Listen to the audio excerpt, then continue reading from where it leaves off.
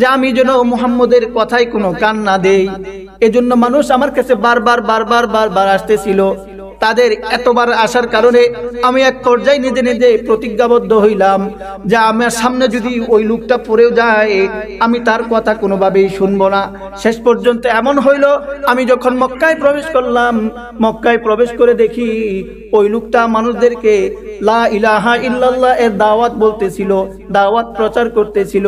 আমি যখন তাকে দেখলাম, তাকে দেখার পর আমি আমার কানের মধ্যে তুলা ঢুকাইয়া দিলাম যেন তার কথার আওয়াজ আমার কানের মধ্যে না আসে। নাউজুবিল্লাহ বলবেন না। আমি আমার কানের মধ্যে তুলা ঢুকাইয়া দিলাম, এই লোক যা বলবে এগুলো যেন আমার কানে না আসে। এভাবে অনেক সময় চলে গেল। আমি দেখি সে মানুষকে দাওয়াত দেয় লা ইলাহা ইল্লাল্লাহ বলার জন্য, আশহাদু আল্লা ইলাহা বলার জন্য দাওয়াত দেয়। আমি আমার কানের মধ্যে তুলা দিয়া রাখি, কিন্তু আমি যতই তুলা দেই কাজ হয় না, তার কথার আওয়াজ আমার কানের মধ্যে আসতেই থাকে। দাউসী রাদিয়াল্লাহু তাআলা আনহু বলেন, যখন তার কথার আওয়াজ বারবার আমার কানের মধ্যে আসতেছিল, আমি এক পর্যায়ে চিন্তা করলাম, আমার বিবেক জাগ্রত হয়ে উঠলো। আমি চিন্তা করলাম, আল্লাহ আমাকে কবি বানাইছেন, আল্লাহ আমাকে বুদ্ধি দিছেন, আমি সবকিছু বুঝতে পারি। লোকটা যদি পাগল হয়, লোকটা যদি জাদুকর হয়, সে যা কিছু বলবে আমি শুনবো। যদি ভালো কিছু বলে আমি গ্রহণ করব, খারাপ কিছু মন্দ কিছু বললে আমি তা ছেড়ে দিব। আল্লাহ তো আমাকে একটা বিবেক দিছে। আমি এই কথা চিন্তা করলাম। চিন্তা করার পর আমি আমার কান থেকে তুলাগুলো সরাইয়া ফেললাম। এবার আমি তার পিছনে পিছনে চলতেছিলাম। সে তার কার্যগুলো শেষ করে, কাজকর্ম শেষ করে, দাওয়াতের কাজ মানুষদের কাছে পৌঁছে দিয়ে সে যখন মক্কা থেকে নিজের ঘরে প্রবেশ করতে যায়, আমিও তার পিছনে পিছনে ছুটতে লাগলাম। আমি তার পিছনে ছুটতে ছুটতে যখন সে তার ঘরে প্রবেশ করে, আমিও তার পিছনে পিছনে প্রবেশ করলাম। সে আমাকে দেখলো। আমি তাকে বললাম, ওগো মুহাম্মদ, আপনার ব্যাপারে আরবের নেতাগুলো আমাকে এই কথা বলছে। মানুষ তারে বলছিল না যে একজন লোক দেখবা সে এই কথা বলবে, তোমাকে তার কথা কানে নিও না। বলতেছে, আমি যখন মক্কায় আসলাম, মানুষ আমাকে বলল আপনার থেকে দূরে থাকতে, আপনার কথাগুলো কানে না নিতে। শেষ পর্যন্ত মানুষের এত পরিমাণে আমার কাছে কথা আসছিল যেন আপনার কথা না শুনি, এই ব্যাপারে অনেক অনুরোধ আসছে। এত অনুরোধের পর আমি প্রতিজ্ঞা করেছিলাম আপনার কথা আমি কোনোভাবেই শুনবো না। এরপর আমি আমার কানের মধ্যে তুলা লাগাইয়া দিলাম। হয়তো আল্লাহর ইচ্ছা ছিল ভিন্ন কিছু। আমি তুলা লাগাইছি যেন আপনার কথার আওয়াজ আমার কান পর্যন্ত না পৌঁছায়, কিন্তু আল্লাহর ইচ্ছায় আপনার কথা আমার কান পর্যন্ত পৌঁছাইয়া গেছে। নবী, এখন আপনি কি বলেন আমার এই কাজ সম্পর্কে? আর মানুষগুলো যে আপনার ব্যাপারে আমারে নিষেধ করছিল, এই ব্যাপারে আপনার কি অভিমত? আমর দাউসী রাদিয়াল্লাহু তাআলা আনহু বলেন, মুহাম্মদ আমার কাছ থেকে এতটুকুন শোনার পর সে কুরআনুল কারীম থেকে কিছু আয়াত তিলাওয়াত করতে শুরু করে দিল। মুহাম্মদ যখন কোরআনের আয়াত তিলাওয়াত করতে শুরু করছে, মুহাম্মদের তিলাওয়াতকৃত আয়াতগুলো আমার অন্তরের মধ্যে এভাবে আঘাত করছে যে আমার অন্তরটা চূর্ণ বিচূর্ণ হয়ে গেছে। আমি মুহাম্মদকে বললাম, মুহাম্মদ, আমি আল্লাহর শপথ করে বলছি, মক্কার অন্যান্য মানুষগুলো আপনার ব্যাপারে আমাকে নিষেধ করছিল। তারা আমারে বলছিল আপনি পাগল, আপনি জাদুকর, আপনি যে কালাম আমাকে শুনাইছেন, আমি একজন কবি মানুষ, আমি কবিতা খুব ভালো বুঝি, সব রকমের কবিতা আমার জানা আছে। আপনি যা কিছু আমাকে শুনাইছেন আপনার এইগুলোর সাথে, কবিতার সাথে কোনো মিল পড়ে না। আপনি যা বলছেন এগুলোর সাথে গণকদের কথারও কোনো মিল পড়ে না। আপনি যা কিছু শুনাইছেন এগুলো কোনো কবিও বলতে পারে না, কোনো গণকও বলতে পারে না। আপনি যা কিছু শুনাইছেন এগুলো ঐশী গ্রন্থ, হয়তো আল্লাহ তাআলার পক্ষ থেকেই কোনো বাণী হবে। আমর দাউসী বলেন, হুজুর আমার ভুল হয়ে গেছে, আপনি আমাকে মুসলমান বানাইয়া দেন।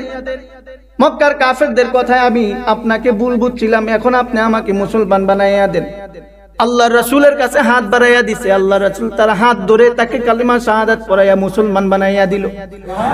এবার আমর দাউসী বলে, নবী গো, আপনি আমার জন্য একটু দোয়া করিয়া দিন, আল্লাহ যেন আমাকে কোনো বিশেষ কিছু দান করেন, যে জিনিস আমি আমার কওমের কাছে যখন ফিরে যাবার পর তারা যখন আমার এই নিদর্শনগুলো দেখবে, দেখে যেন তারা বুঝে আমি সত্য কোনো জিনিস তাদের সামনে নিয়ে আসছি। আমর দাউসি বলেন, আল্লাহর রাসূল আমার জন্য দুই হাত তুলে দোয়া করলো। নবীজি যখন আমার জন্য দুই হাত তুলে দোয়া করলেন, নবীজির দোয়া আল্লাহর কাছে কবুল হয়ে গেল। দোয়ার বরকতে আমি দেখলাম আমার চেহারাটা চাঁদের মতো উজ্জ্বল ঝলমল করতেছিল।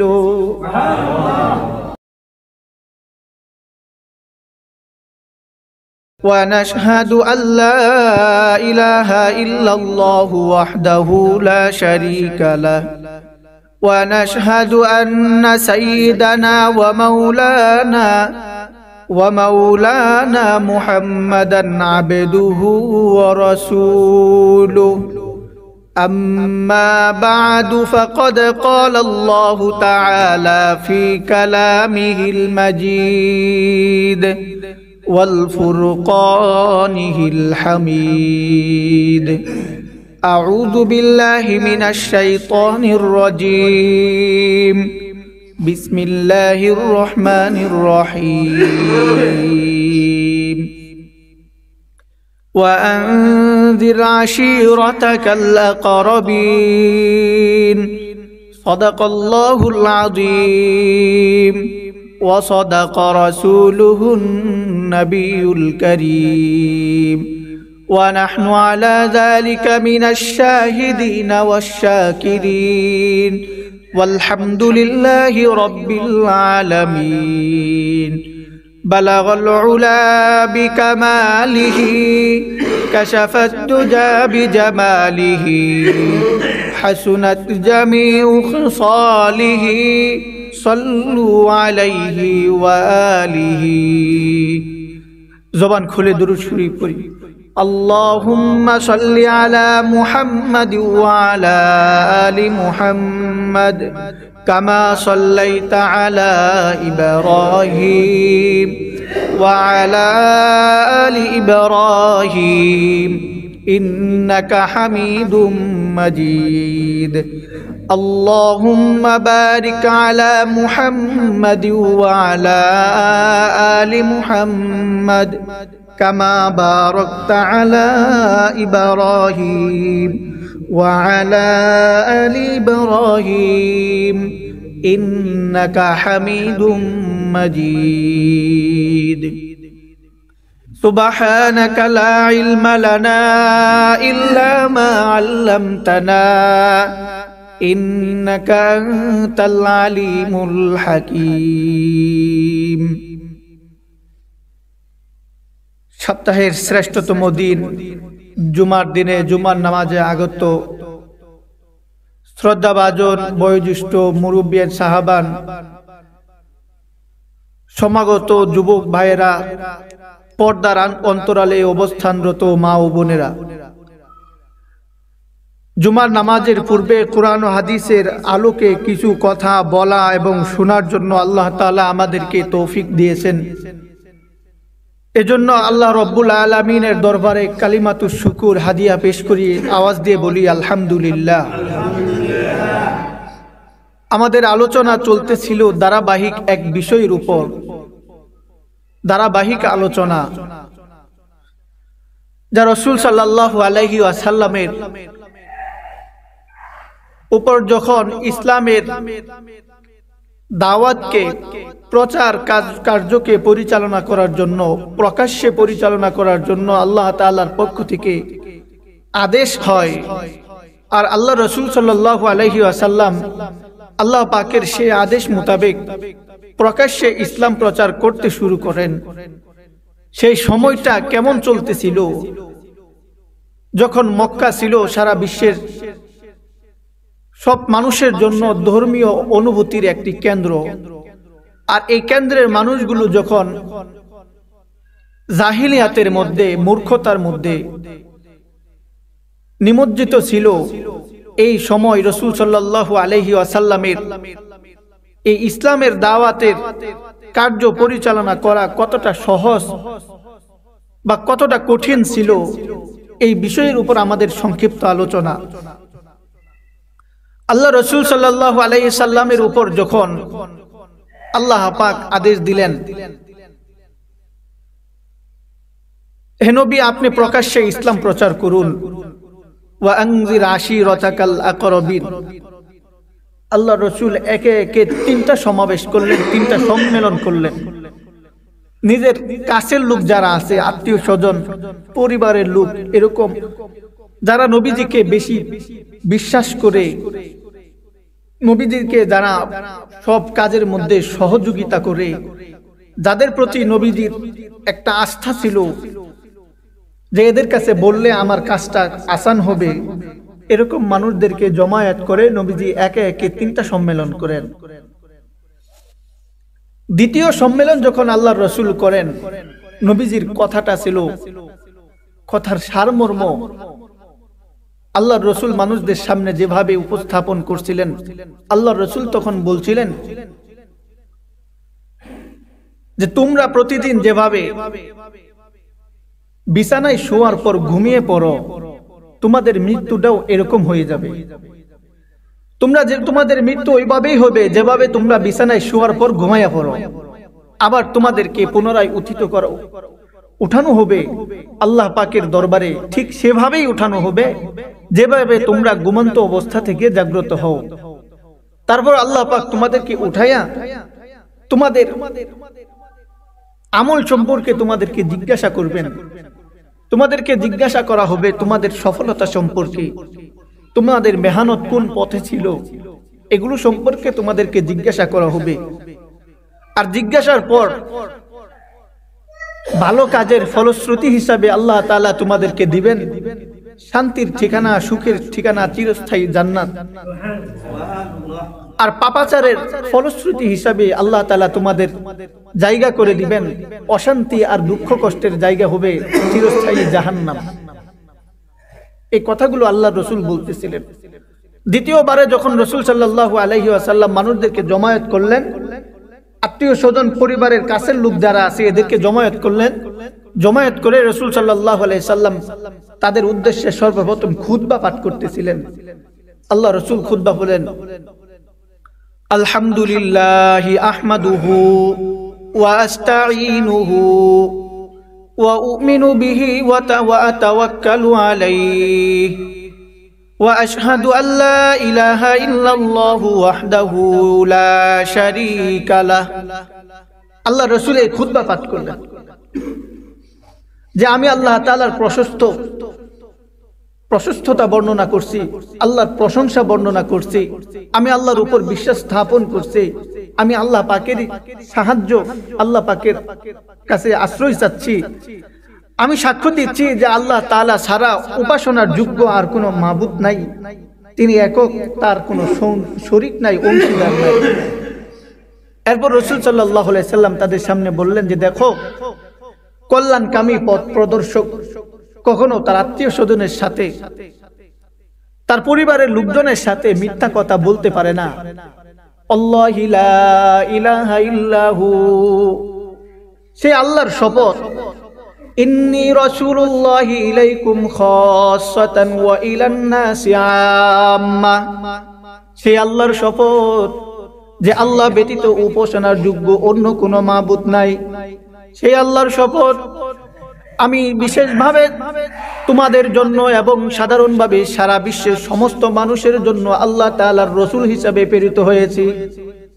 আল্লাহর রসুল যখন এতটুকুন বলে দিলেন, নবীজির একজন চাচা আবু তালেব নবীজির কাছ থেকে এই কথাগুলো শোনার পর নবীজিকে বললেন, এ মুহাম্মদ, তুমি কি জানতে চাইবে না, তুমি আমাদেরকে যে উপদেশ দিতেছ, তুমি আমাদের কাছে যে কথাগুলো বলতেছ, তোমার কথাগুলো আমরা কতটুকুন গ্রহণ করব, অথবা তোমাকে আমরা কতটুকুন সাহায্য করতে পারবো, সহযোগিতা করতে পারবো।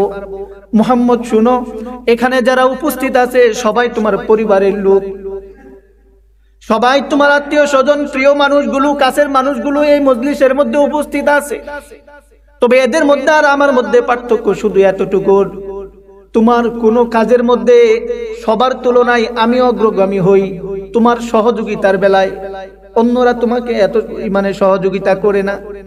মুহাম্মদ, আমি কথা দিতেছি, আল্লাহ পাক তোমাকে যে ব্যাপারে নির্দেশ দিয়েছেন, যে ব্যাপারে তোমাকে আদেশ করা হয়েছে, তুমি তোমার আদেশকৃত কাজগুলো সম্পাদন করতে থাকো। আমি আল্লাহর উপর ভরসা করে বলছি, আমি তোমার সাথে আছি, তোমার সাথেই থাকবো। নবীজির একজন চাচা আবু তালেব, তিনি এই কথা বললেন। তিনি যখন রাসূল সাল্লাল্লাহু আলাইহি সাল্লামকে সহযোগিতা করার আশ্বাস দিলেন, আশ্বস্ত করলেন, তার এই আশ্বস্ততার কথা শুনে তার ভাই আবু লাহাব, তিনিও নবীজির চাচা, তিনি আবু লাহাব এবার আবু তালেবকে ধমক দিয়ে বলতেছে, আবু তালেব, উচিত ছিল সমস্ত মানুষের আগে তোমরাই মুহাম্মদের হাতকে ধরবে, তাকে আটকায় রাখবে, তার জবান বন্ধ করবে, আর তুমি তাকে দেখা যায় আরো রাস্তা খুলে দাও, তার রাস্তা প্রশস্ত করে দাও। এভাবে যখন ধমকাধমকি করতে শুরু করলো, তখন আবু তালেব তিনি আরো উচ্চ সুরে বলতে লাগলো, আল্লাহি, আল্লাহর কসম, আমার দেহে যতদিন পর্যন্ত প্রাণ আছে, আমি যতদিন পর্যন্ত জীবিত থাকব, আমি মুহাম্মদের সকল কাজে মুহাম্মদকে সহযোগিতা করব। আবু তালেব যখন আল্লাহর রাসূলকে সহযোগিতা করবেন, এমন বিষয় আল্লাহর রাসূলকে আশ্বস্ত করা হইল, আবু লাহাব সহ অন্যান্য যারা ছিল, নবীজির বিরুদ্ধাচরণ যারা করত, এরা সবাই আবু তালেবের উপর ক্ষেপে উঠছে। হে আবু তালেব, তুমি সবাইকে ছাইরা একা একা মুহাম্মদের সহযোগিতার জন্য কেন যাও? আবু তালেবের সাথেও আবু লাহাব এবং অন্যান্য কাফেররা শত্রুতা পোষণ করতে শুরু করে দিল। এক পর্যায়ে ঘটনা এমন হইল, আল্লাহর রাসূল ইসলামের দাওয়াত মানুষের সামনে প্রকাশ্যে দিতেছিলেন, আবু লাহাব সহ অন্যান্য কাফেরদের হুমকি দামকি কোনো কিছুর পরোয়া আল্লাহর রাসূল করতেছিলেন না। এভাবে যখন দিন পাড়ি দিতেছিল, কয়েক মাস পার হতে না হতেই হজ্জের মৌসুম চলে আসে। এবার মক্কার কাফেররা চিন্তা করে, মুহাম্মদ যেভাবে বেপরোয়া হইয়া দিন প্রচার করতে শুরু করছে, নতুন দিনের কথা মানুষদেরকে জানানো শুরু করছে, এইভাবে যদি মুহাম্মদ প্রচার করতে থাকে, তাহলে আমাদের বাপদাদার যে ধর্ম আছে এটা নিমিষেই শেষ হয়ে যাবে, একেবারে শেষ হয়ে যাবে। কাফেররা এই কথাগুলো চিন্তা করে তারা এবার পরামর্শ বৈঠক ডাকছে। তাদের পরামর্শের বিষয় হইতেছে, সামনে হজের মৌসুম আসতেছে, মক্কার আরবের বিভিন্ন প্রান্ত থেকে মানুষগুলো মক্কায় আসবে হজ করার জন্য, বিভিন্ন গোত্রের বিভিন্ন বংশের নেতারা আসবে, প্রতিনিধিরা আসবে হজ পালন করার জন্য। মুহাম্মদ যদি ওই সমস্ত হজ যাত্রীদের কাছে নতুন ইসলামের খবরটা পৌঁছায়া দেয়, মুহাম্মদ যদি দাওয়াত দিতে শুরু করে, মুহাম্মদের কথা এত সুন্দর, মুহাম্মদের কথা এত সুমিষ্ট যে কোনো মানুষ যদি একবার মুহাম্মদের দাওয়াত পাওয়া যায়, তাকে আর ফেরানো সম্ভব হবে না। তাই তারা চিন্তা করলেন, বাহির থেকে যে মানুষগুলো হজ পালন করার জন্য মক্কার ভিতরে আসবে, এই মানুষগুলো মক্কায় আসার পর মুহাম্মদের কোনো কথা শুনে যেন তারা ধর্মান্তরিত না হয়, বিভ্রান্ত না হয়, এই জন্য তারা মুহাম্মদ আসার ব্যাপারে, আসার আগে আগেই মুহাম্মদের ব্যাপারে মানুষের কাছে এমন কোন একটা অভিযোগ তুলে ধরবেন, এমন কোন একটা বদনাম তুলে ধরবেন, যে বদনাম মানুষ একবার শোনার পর মুহাম্মদের কথার গ্রহণযোগ্যতা মানুষের কাছ থেকে কমে যাবে। কিরকম ষড়যন্ত্র! তারা এই ষড়যন্ত্র করার জন্য মক্কার তৎকালীন কাফের নেতা একজন ওলীদ বিন মুগীরা তার বাড়িতে একত্রিত হইল রাতের বেলায়। ওলীদ ইবনুল মুগীরার বাড়িতে যখন রাতের বেলায় একত্রিত হইছে, একত্রিত হয়ে ওলীদকে বলে, ওলীদ, আমরা আপনার কাছে আসছি, মুহাম্মদের ব্যাপারে আমরা একটা ফয়সালা করব। ওলীদের পরিচয় একটু জানি। ওলীদ যখন তার বয়স 18 বছর হয়ে গেছে, এর আগ পর্যন্ত তার বাবাকে কোনো মানুষ জানতো না, কোনো মানুষই জানতো না যে ওলীদের বাবা কে, কার সন্তান, এটা কেউ জানতো না। পরে যখন তার বয়স 18 বছর হয়ে যায়, 18 বছর হয়ে গেলে কোনো এক কারণে মানে তার বাপের পরিচয় জানার খুব প্রয়োজন হয়। কোন এক ফাঁক দিয়া এক লোক আইসা বলে, ওলীদের বাপ আমি। ওই যখন বলে যে ওলীদের বাপ আমি, তো তাকে মানুষ স্বীকৃতি দেয়। আপনারা জানবেন যে নবীজি সাল্লাল্লাহু আলাইহি সাল্লাম পৃথিবীতে আসার আগে এই নবুয়াতের পূর্বে আরব সমাজের মধ্যে জাহিলি যুগে বিবাহের 4টা পদ্ধতি ছিল। একটা পদ্ধতি তো স্বাভাবিক, মোহর ধার্য করা হইতো, দেখাশোনার মাধ্যমে বিবাহ হয়ে যেত। বাকি 3টা পদ্ধতি এটা মারাত্মক অস্বাভাবিক পদ্ধতি। এই পদ্ধতিগুলো এমন ছিল যে কোনো মহিলা গর্ভবতী হওয়ার আগ পর্যন্ত সে তার পছন্দের যে কোনো পুরুষের সাথে মিলামিশা করতে পারত। যখন তার গর্ভবতী হওয়ার লক্ষণটা আসতো এর আগ পর্যন্ত, যখন গর্ভবতী হয়ে যাইত সন্তান প্রসব হওয়ার আগ পর্যন্ত অপেক্ষা করত। তারপরে ওই সমস্ত লোকদের মধ্য থেকে যারা তার সাথে মেলামেশা করছে কোনো একজনকে লক্ষ্য করে বলতো যে এ হইল আমার সন্তানের বাবা। মহিলা যাকে স্বীকৃতি দিবে সেই সন্তানের বাবা হয়ে যাবে। স্বীকৃতি যাকে দিবে না সে মেলামেশা করলেও বাবা হওয়ার অধিকার রাখতো না। এটা ছিল তখনকার। বাকি 3টার সিস্টেম এরকমই, মহিলা যাকে স্বীকৃতি দিত সেই বাবা হইত। পদ্ধতিগুলো ভিন্ন ছিল, তবে স্বীকৃতি দিত মহিলায় যে আমার সন্তানের বাবা অমুক। যাকে স্বীকৃতি দিত সেই বাবা হইত। অলিদের জন্মটাও এভাবেই হয়েছে। অলিদের বয়স 18 বছর হয়ে গেছে। অলিদের বাবাকে এখন পর্যন্ত কাউকে চেনা যায় না, জানা যায় না। হঠাৎ এক ব্যক্তি এসে কোনো এক পেচের মধ্যে পইরা সে স্বীকার করলো অলিদ আমার ছেলে, আমি অলিদের বাপ। ওই দিন থেকে অলিদকে অলিদ ইবনুল মুগিরা ডাকা হয়। ওই লোকের নাম ছিল মুগিরা। মুগিরা নামে লোকটা অলিদের নিজের সন্তান হওয়ার ব্যাপারে দাবিদার, এজন্য তাকে অলিদ ইবনুল মুগিরা বলা হয়। এই কাফেরের বাড়িতে মানুষগুলো, অন্য অন্য কাফের গুলো জমায়েত হইছে। জমায়েত হইয়া এবার তারা পরামর্শ করতেছে যে দেখো সামনে তো হজ্জের মৌসুম চলে আসতেছে, হজ্জের মৌসুম আসতেছে, দূর দূরান্ত থেকে অন্যান্য বংশের নেতারা আসবে, প্রতিনিধিরা আসবে। আসার পর মুহাম্মদ যদি তাদের কাছে ইসলামের প্রচার করতে শুরু করে দেয়, কোনো মানুষ তো এমন নাই যে মুহাম্মদের কথা একবার শোনার পর আর ফেরত যাবে। এখন আমাদের এমন একটা কিছু করা দরকার যাতে করে আমাদের কথাটা শোনার পর মুহাম্মদের কথার প্রতি কারো বিশ্বাস না থাকে।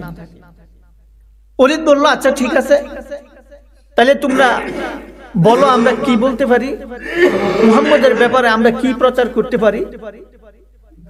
লোকজন বলল অলিদ আপনি আমাদের মাঝে জ্ঞানী মানুষ, একজন কবি মানুষ, ওই সময়কার একজন বড় কবি, কাফেরদের মধ্যে সুনামধন্য একজন কবি ছিল, প্রভাবশালী প্রতাপশালী নেতা ছিল। বলতেছে আপনি একটু বইলা দেন না আমরা কি বলবো। অলিদ বলল না আমি বলবো না, তোমরা বলো, আমি শুনি তোমরা কি বলতে চাও। মানুষ যখন নিজেদের পক্ষ থেকে একের পর এক প্রস্তাব দিতে শুরু করলো যে মুহাম্মদের ব্যাপারে আমরা এই বিষয়টা প্রচার করব। কেহ বলল অলিদ আমরা মানুষদের কাছে বলবো মুহাম্মদ একজন গণক, আমরা মানুষের কাছে মুহাম্মদকে গণক হিসাবে প্রচার করব। অলিদ বলে আল্লাহর কসম আমরা গণক দেখছি, মুহাম্মদের মধ্যে এমন কোনো বৈশিষ্ট্য নাই যে বৈশিষ্ট্য দেখলে পরে গণকের সাথে মিল পড়বে। মুহাম্মদ গণক হইতে পারে না। আরো কেউ উত্থাপন করলো, দাবি তুললো, আমরা বলবো মুহাম্মদ একজন পাগল। অলিদ বলে দেখো আমরা পাগলও দেখছি, পাগল কি কি করে তার কার্যকর্ম সম্পর্কেও আমাদের জানা আছে, আমরা জানি পাগল কি কি করে। তবে মুহাম্মদকে আজ পর্যন্ত কোনোদিন এমন কোনো কিছু করতে দেখি নাই যে কাজ করলে মুহাম্মদকে পাগল বলা যাবে। কেউ বলে উঠলো অলিদ আমরা বলবো তাহলে মুহাম্মদ একজন কবি, আমরা তাকে কবি হিসাবে মানুষের কাছে প্রচার করব। অলিদ বলে মুহাম্মদকে কবি হিসাবে প্রচার করবা, কবিরা যেভাবে গুনগুন করে গান গায়, কবিরা যেভাবে কবিতা আবৃত্তি করে রচনা করে, আজ পর্যন্ত মুহাম্মদকে এরকম কবিতা বলতেও দেখি নাই। জিনেরাও কবিতা বলে, মুহাম্মদের কবিতার সাথে জিনদের কবিতারও কোনো মিল নাই। মানুষেও কবিতা রচনা করে, মুহাম্মদের রচনার সাথে, মুহাম্মদের কথার সাথে মানুষের কবিতা রচনার আবৃত্তিরও কোনো মিল পড়ে না। তাইলে আমরা কেমনে তারে কবি বলবো? কেউ দাবি তুলল মানুষের কাছে আমরা মুহাম্মদকে জাদুকর হিসাবে প্রচার করব। অলিদ বলে দেখো জাদুকরদের কার্য সম্পর্কেও আমাদের জানা আছে, জাদুকররা কি কি করে আমাদের জীবনে কোনোদিন দেখি নাই। যে মুহাম্মদ জাদুকরদের মতো কোনো অজগবি কাজ করে ফেলছে। তোমরা যেগুলো দাবি দিতেছো একটা দাবিও গ্রহণযোগ্য হইতেছে না। শেষ পর্যন্ত লোকেরা বলল, ওলীদ আপনি আমাদের মাঝে সবচাইতে জ্ঞানী মানুষ, আমাদের কথা যেহেতু আপনার কাছে গ্রহণযোগ্য মনে হচ্ছে না, তাহলে আপনি আমাদেরকে বলে দিন মুহাম্মদের ব্যাপারে আমরা মানুষদের কাছে কি কথা প্রচার করতে পারি। ওলীদ বলে, দেখো আমি আল্লাহর শপথ করে বলতেছি, তোমরা মুহাম্মদের ব্যাপারে যে কোনো ব্যাপার কিছুই মিথ্যা বানায়া বলো না কেন, কোন মানুষ যখন মুহাম্মদের কাছে আসবে, কিছুক্ষণ মুহাম্মদের সাথে থাকার পর তোমাদের কথাগুলোকে মানুষ অবশ্যই মিথ্যা মনে করতে বাধ্য হবে। সুবহানাল্লাহ বলবেন না? তোমরা মুহাম্মদের ব্যাপারে যেটাই বলো না কেন, মানুষ তোমাদের কথা মিথ্যা মনে করবে মুহাম্মদের সাথে কিছুক্ষণ থাকার পরে। মানুষ বলল, তাহলে আপনি আমাদেরকে কিছু বলে দিন। ওলীদ বলে, আমাকে একটু সময় দাও, আমি একটু চিন্তা করে লই মুহাম্মদের ব্যাপারে কি বলা যায়। কিতাবের মধ্যে আসছে, ওলীদ ইবনুল মুগীরা অনেকক্ষণ পর্যন্ত মাথাটারে নিচের দিকে দিয়া চিন্তা ভাবনা করতে লাগলো যে আমরা মুহাম্মদের ব্যাপারে কি বলবো, কি বলা যায়। অনেকক্ষণ পর্যন্ত চিন্তা ভাবনা করার পর এবার ওলীদ মাথা তুলে আস্তে আস্তে বলো, শুনো, কোনো কিছু তো আমি পাইতেছি না। মুহাম্মদের বিরুদ্ধে আমি যে মানুষের কাছে প্রচার করব এমন কোন অভিযোগ তোলার মতো তো পাইতেছি না। তবে আমার মনে হইতেছে তোমরা যে অভিযোগগুলো যেভাবে সাজাইছো, এভাবে বললে সবচাইতে গ্রহণযোগ্য হইতে পারে, সেটা হয়তো জাদুকর বলা যাইতে পারে। নাউজুবিল্লাহ। ওলীদ ইবনুল মুগীরার কথার প্রেক্ষিতে সবাই মিলে সিদ্ধান্ত নিল যে আল্লাহর রাসূলকে তারা মানুষের সামনে, হজ যাত্রীদের সামনে তারা জাদুকর হিসাবে পরিচয় করাইয়া দিবে। তাদের যেমন কল্পনা, যেমন পরিকল্পনা তেমন কাজ তারা শুরু করে দিল। এবার হজ্জের সময় শুরু হওয়ার আগে আগে তারা রাস্তার প্রত্যেকটা মোড়ে মোড়ে মানুষ দাঁড় করাইয়া দিছে। কাফেরগুলো ছিল না, কাফেরগুলো দাঁড় করাইয়া দিছে। রাস্তার মোড়ে মোড়ে যেখানে দূর থেকে মানুষ এসে বিশ্রাম নেয় এমন জায়গাগুলোতে মানুষ ফিট করিয়া দিছে। তারা কয়েকজন মিলা একসাথে হয়, যখনই দেখে বহিরাগত কোনো মানুষ মক্কায় প্রবেশ করছে হজযাত্রী হিসাবে, তাকে দেখে তারা তখন আলাপ শুরু করে দেয়, আরে মুহাম্মদ তো এটা করছে, মুহাম্মদ তো এটা করছে, মুহাম্মদ গণক হয়ে গেছে, এরকম বদনাম করতে শুরু করে দেয়। তারা এভাবে মানুষের কাছে বদনাম করে। মক্কার নিকটবর্তী কোনো বাজার নাই যে বাজারের মধ্যে কাফেররা লুক লাগায় নাই। রাস্তার এমন কোনো মোড় বাকি ছিল না যে মোড়ের মধ্যে কাফেররা লুক লাগাইয়া রাখে নাই। প্রত্যেক মোড়ায় মোড়ায়, প্রত্যেক বাজারে বাজারে যেখানে মানুষ সাধারণত আসে এমন জায়গার মধ্যে তারা লুক লাগাইয়া রাখছে। যখনই কোনো নবাগত মানুষ দেখবে, মানুষ দেখে তারা তাকে শুনাইয়া মুহাম্মদুর রাসূলুল্লাহ সম্পর্কে মিথ্যা অপবাদ তাদেরকে জানাইতে থাকবে। এভাবে তারা লুক ফিট করে দিচ্ছে। শেষ পর্যন্ত ফলাফল হইল, রাসূল সাল্লাল্লাহু আলাইহি সাল্লাম মানুষকে ইসলামের দাওয়াত দেয়। পিছনে পিছনে আবু লাহাব সহ তার দলের মানুষগুলো যাইয়া মানুষদেরকে বলে, আরে মুহাম্মদ যা বলছে এগুলো বিশ্বাস কইরো না, মুহাম্মদ মিথ্যা বলছে, ওটা একটা জাদুকর, এরকম কথা বলতে থাকে। ফলাফলটা এমন হইল, আল্লাহর রাসূল যতজন মানুষের কাছে নিজের ইসলামের ব্যাপারে দাওয়াত পৌঁছাইতে পারছে, কাফেরদের এই হুড়াহুড়ির কারণে আরো বেশি মানুষ যাই না গেছে। শেষ পর্যন্ত এমন হইল যে সমস্ত মানুষগুলো, যে সমস্ত বংশের গোত্রের প্রতিনিধিরা মক্কায় আসছিল হজ করার জন্য, তারা শেষ পর্যন্ত বিষয়টাকে জানতে পারছে যে মক্কার মধ্যে একজন মানুষ আছে যার নাম মুহাম্মদ। সে ইসলাম নামে একটা ধর্মের দাবিদার, সে নতুন কোন ধর্মের কথা মানুষদেরকে বলতেছে। সে মানুষদেরকে দাওয়াত দেয় এক কালিমা লা ইলাহা ইল্লাল্লাহ, একজনকে বিশ্বাস করার জন্য, এক আল্লাহর ইবাদতের জন্য মানুষদেরকে দাওয়াত দেয়। এই সমস্ত মক্কার মধ্যে যত মূর্তি আছে, যত পেতনি আছে, সমস্ত মূর্তি পূজাগুলো এগুলো তারা বাদ দিতে বলতেছে। এটা যাইয়া তারা তাদের গোত্রের মানুষদেরকে জানাইয়া দিছে, যে কাজ রাসূল সাল্লাল্লাহু আলাইহি সাল্লাম মক্কায় বসে করা সম্ভব হইতো না। কাফেরদের বেশি বাড়াবাড়ির কারণে আল্লাহ রাসূলের জন্য ওই কাজ আরো সহজ হয়ে গেল। সুবহানাল্লাহ। একজন সে বড় একজন কবি ছিলেন, আমর ইবনে দাউসী রাদিয়াল্লাহু আনহু। তিনি যখন মুসলমান হয় নাই, আমর ইবনে দাউসী রাদিয়াল্লাহু তাআলা আনহু দাউস গোত্রের সর্দার। তিনি যখন মক্কায় আসছে, মক্কার কাফের আবু লাহাব সহ অন্যান্য নেতারা মিলে দাউসের কাছে গেছে। হযরত দাউসী রাদিয়াল্লাহু তাআলা আনহুর কাছে যায় বলতেছে, এই শুনো শুনো, তুমি তো আমাদের কাছে আসছো, তুমি অনেক বড় একজন ধর্মের পণ্ডিত, অনেক বড় একজন নেতা মানুষ, তুমি তোমার গোত্র থেকে আমাদের কাছে আসছো। তিনি ছিল ইয়ামেনের একজন রাজত্বের একজন গুরুত্বপূর্ণ ব্যক্তি, গুরুত্বপূর্ণ একটা বংশের মানুষ, দাউসির নেতা ছিলেন তিনি। তাকে বলতেছে, আপনি যা আসছেন আমরা খুব খুশি হয়েছি আপনি আসার কারণে। তুমি শুনেন, আপনাকে একটা কথা বলি, আপনি আমাদের কাছে আসছেন যে আপনি রাস্তায় চলতে ফিরতে দেখবেন এক লোকে আপনাকে বলবে আশহাদু আল্লা ইলাহা ইল্লাল্লাহ, এটা পড়ার দাওয়াত দিবে, আপনাকে এক আল্লাহর উপর বিশ্বাস আনতে বলবে। এরকম কোন মানুষ যদি পান, তার কথা বিশ্বাস করেন না। সে আগে ভালো ছিল, এখন সে মাথা নষ্ট হয়ে গেছে, পাগল হয়ে গেছে, তার কথা জানি কানে দিয়েন না। এরকম করে তারা গাছটু করে দিল। একবার না, অনেকবার যখনই দেখা হয় কোনো কাফেরের সাথে, তারা তো আগে থেকেই পরিকল্পনা করেই নামছে যে তারা এইবারও দাউসী রাদিয়াল্লাহু তাআলা আনহুকে এভাবে ধোঁকার মধ্যে ফেলাবার চেষ্টা করতেছে।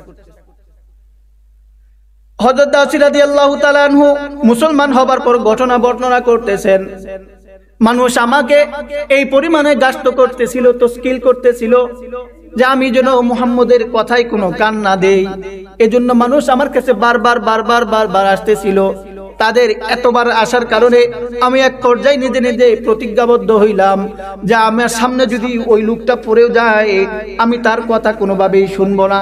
শেষ পর্যন্ত এমন হইল, আমি যখন মক্কায় প্রবেশ করলাম, মক্কায় প্রবেশ করে দেখি ওই লোকটা মানুষদেরকে লা ইলাহা ইল্লাল্লাহ এর দাওয়াত বলতেছিল, দাওয়াত প্রচার করতেছিল। আমি যখন তাকে দেখলাম, তাকে দেখার পর আমি আমার কানের মধ্যে তুলা ঢুকাইয়া দিলাম, যেন তার কথার আওয়াজ আমার কানের মধ্যে না আসে। নাউযুবিল্লাহ বলবেন না। আমি আমার কানের মধ্যে তুলা ঢুকাইয়া দিলাম, এই লোক যা বলবে এগুলো যেন আমার কানে না আসে। এভাবে অনেক সময় চলে গেল। আমি দেখি সে মানুষকে দাওয়াত দেয় লা ইলাহা ইল্লাল্লাহ বলার জন্য, আশহাদু আল্লা ইলাহা বলার জন্য দাওয়াত দেয়। আমি আমার কানের মধ্যে তুলা দিয়া রাখি, কিন্তু আমি যতই তুলা দেই কাজ হয় না, তার কথার আওয়াজ আমার কানের মধ্যে আসতেই থাকে। দাউসী রাদিয়াল্লাহু তাআলা আনহু বলেন, যখন তার কথার আওয়াজ বারবার আমার কানের মধ্যে আসতেছিল, আমি এক পর্যায়ে চিন্তা করলাম, আমার বিবেক জাগ্রত হয়ে উঠলো। আমি চিন্তা করলাম, আল্লাহ আমাকে কবি বানাইছেন, আল্লাহ আমাকে বুদ্ধি দিছেন, আমি সবকিছু বুঝতে পারি। লোকটা যদি পাগল হয়, লোকটা যদি জাদুকর হয়, সে যা কিছু বলবে আমি শুনবো। যদি ভালো কিছু বলে আমি গ্রহণ করব, খারাপ কিছু মন্দ কিছু বললে আমি তা ছেড়ে দিব। আল্লাহ তো আমাকে একটা বিবেক দিছে। আমি এই কথা চিন্তা করলাম। চিন্তা করার পর আমি আমার কান থেকে তুলাগুলো সরাইয়া ফেললাম।